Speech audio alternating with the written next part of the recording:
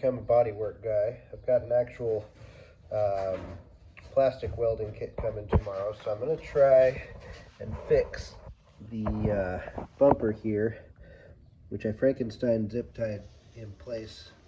I'm going to try and fix that right and get that cracked ready in line. Actually, I've got a paint kit coming, so I'll try and match the paint, sand that back, and see if we can make the bumper look better. While I'm at it, the black grill piece here had a couple cracks in it, so I'm working on JV welding that back up, and its black paint was faded, so I'm going to re-spray paint that black so it'll match the other side over here that's in pretty good shape still.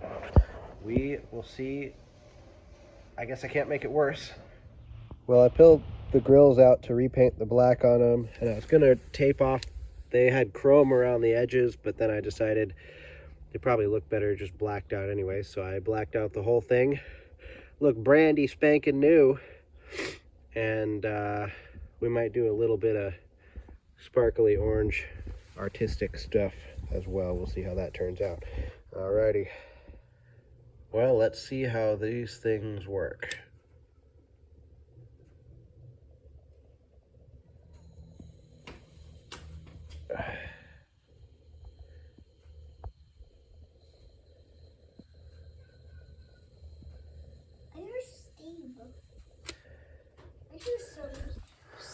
Well, it's kind of going in, but didn't stay in.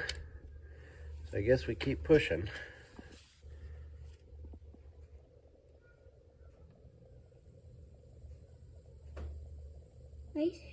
Here's some steam.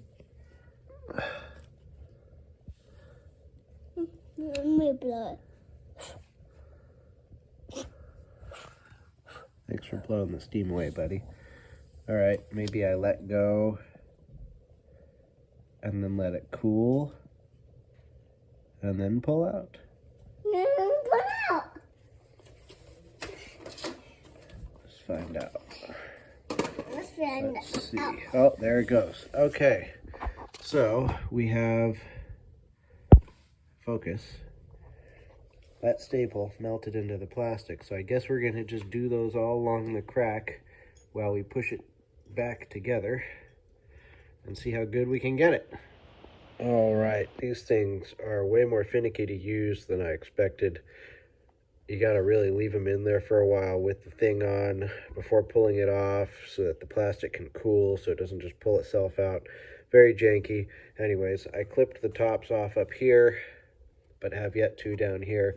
I kind of used these clamps here to squish the plastic back into shape because it got stretched whenever this accident happened, which was over 40 years ago. And this plastic has been hanging around stretched out of place for that long, so trying to get it to go anywhere close to back to where it was supposed to is difficult. You know, we're going to try and fill these with some bondo, smooth it all out, repaint it. That'll be fine. The bottom over here, there's a bit of an overlap, you can see, but that is just the only way I could get the plastic to fit back together. So, alternative to buying a new bumper, which would be expensive. So we're going to try this first. Anyways, moment of truth. We're going to take off the clamps and see if it holds or if they all break out.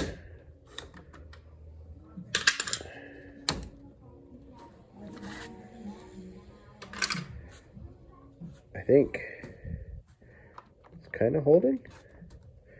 Those are a little loose, but maybe it'll be okay. Anyways, I will clip all those tops off and we'll be back. Well, at the very least, it looks better than it did with the zip ties, and it's closer to the shape that it's supposed to be. So, I guess we're winning already. I mean, you know, it can't get worse.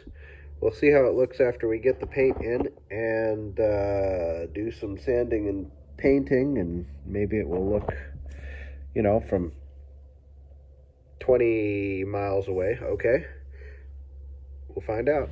Well, we got rid of the chrome on the front windshield trim here, doing the side of the door. I have the back off, painting that now.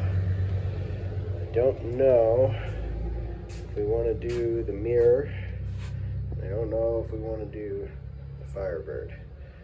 We'll find out. Still got to figure out how to take these off. I think they're riveted on, which means it'll leave holes, and I don't know if I'm good enough at painting to fill the holes and then repaint them. We'll see.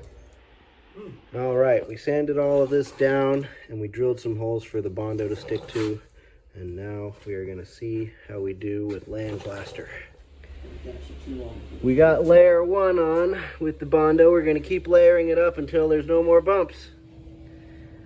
Went through definitely not an entire can of bondo, and then we sanded it down. We're getting quite the good shape here.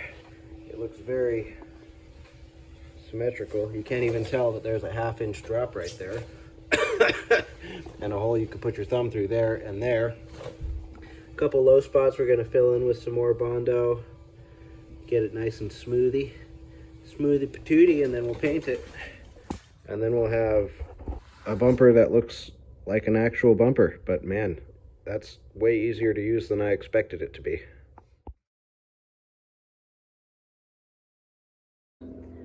Well, we got it all sanded down and prepped for primer. I think I'm pretty much about ready to start spraying the first coat of primer on.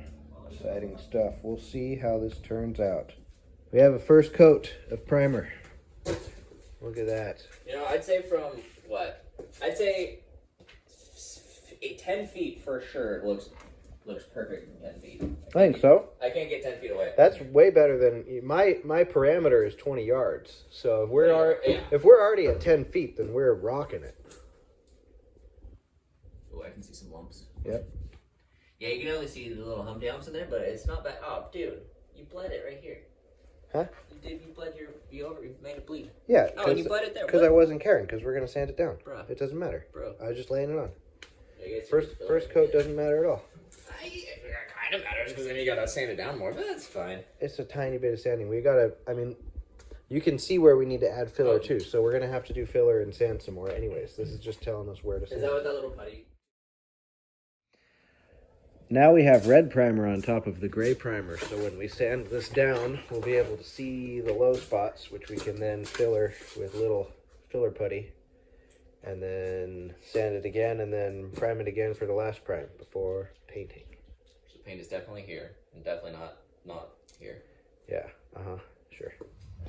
Now we've sanded down the red so you can see low spots that we will fill with putty.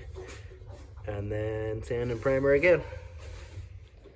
Well, 2 coats of primer in on top of the last layer of filler. It's not perfect, but it's a heck of a lot better than it was.